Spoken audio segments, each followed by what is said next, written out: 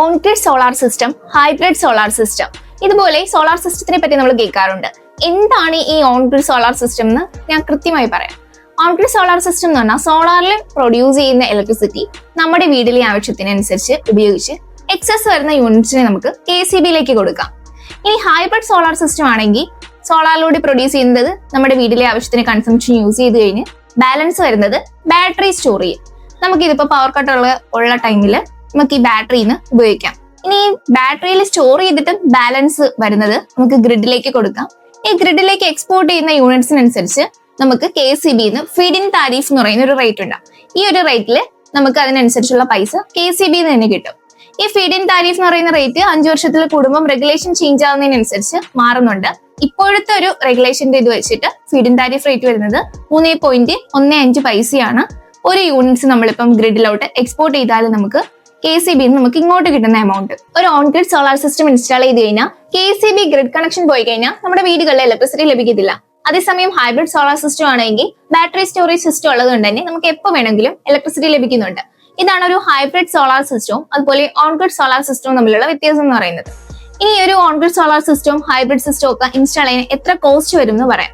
ഒരു 3 kW on grid solar system install ചെയ്യാനാണെങ്കിൽ 2 ലക്ഷം മുതൽ 2.25 ലക്ഷം രൂപയിൽ നിൽക്കും ഒരു 3 kW സോളാർ ഇൻസ്റ്റാൾ ചെയ്യാൻ. ഒരു 5 kW on grid solar system install ചെയ്യാനാണെങ്കിൽ ഒരു 3 ലക്ഷത്തിനകത്ത് നിൽക്കുന്നുണ്ട്. പിന്നെ അതുപോലെ തന്നെ ഗവൺമെന്റിൽ നിന്ന് നമുക്ക് 78,000 രൂപ സബ്സിഡി ആയിട്ട് ഇങ്ങോട്ട് ലഭിക്കുന്നുണ്ട്.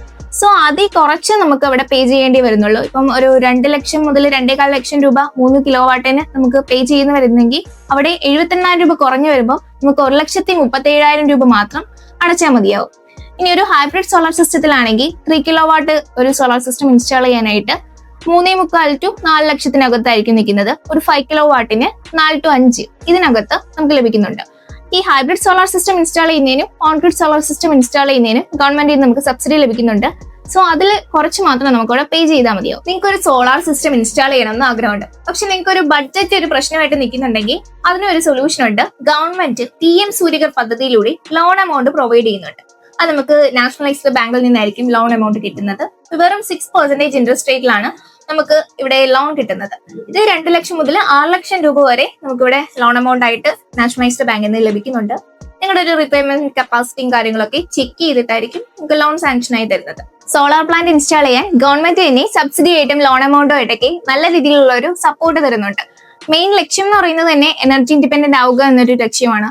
അതുപോലെ തന്നെ ഓരോ സോളാർ പ്ലാന്റ് ഇൻസ്റ്റാൾ ചെയ്തിരിക്കുന്ന ഓരോ കസ്റ്റമേഴ്സിനോട് ചോദിച്ചാലും മനസ്സിലാവും അവർ വളരെയധികം ബെനിഫിറ്റ്സ് അതിൽ നിന്ന് എടുക്കുന്നുണ്ട്. അപ്പോൾ നമുക്ക് സോളാർ പ്ലാന്റ് ഇൻസ്റ്റാൾ ചെയ്യാൻ താല്പര്യപ്പെടുന്ന ഓരോ കസ്റ്റമേഴ്സും JJ ഓട്ടോമേഷനെ കോൺടാക്ട് ചെയ്യുക. നമ്മുടെ ഈ സെയിൽസ് എഞ്ചിനീയർ വന്ന് നിങ്ങളുടെ സൈറ്റ് ഒക്കെ വിസിറ്റ് ചെയ്ത് കൃത്യമായിട്ടുള്ള ഒരു കൊട്ടേഷൻ നിങ്ങൾക്ക് തരുന്നതായിരിക്കും. ഇനി അഥവാ നിങ്ങൾക്ക് ലോൺ എമൗണ്ട് കിട്ടാനാണെങ്കിൽ അതിൻ്റെ ഉള്ള പേപ്പർ വർക്ക്സും കാര്യങ്ങളും കംപ്ലീറ്റ്ലി നമ്മൾ തന്നെ ചെയ്തു കൊടുക്കുന്നുണ്ട്. പിന്നെ സബ്സിഡി എമൗണ്ട് നിങ്ങളുടെ അക്കൗണ്ടിലേക്ക് തന്നെ മുഴുവനായിട്ടും കിട്ടുന്ന രീതിയിൽ എല്ലാ പേപ്പർ വർക്ക്സും നമുക്ക് ഇവിടെ ചെയ്യുന്നുണ്ട്. നമ്മുടെ മെയിൻ ഹെഡ് ഓഫീസ് വരുന്നത് കൊല്ലം ആയിരമായിട്ടാണ്. അതുപോലെ നമുക്ക് ബ്രാഞ്ച് വരുന്നുണ്ട് തിരുവനന്തപുരം വട്ടപ്പാറയിലും തിരുവല്ല ഇരിഞ്ഞിലം പാലത്തിനടുത്തായിട്ടും മൂവാറ്റുപുഴയിലും കട്ടപ്പനയിലുമായിട്ട് നമുക്ക് ഓഫീസ് ബ്രാഞ്ച് വരുന്നുണ്ട്. JJ ഓട്ടോമേഷനെ കോൺടാക്ട് ചെയ്യാൻ താല്പര്യമുള്ളവർ താഴെ കാണുന്ന നമ്പറിൽ കോൺടാക്ട് ചെയ്യുക. Thank you.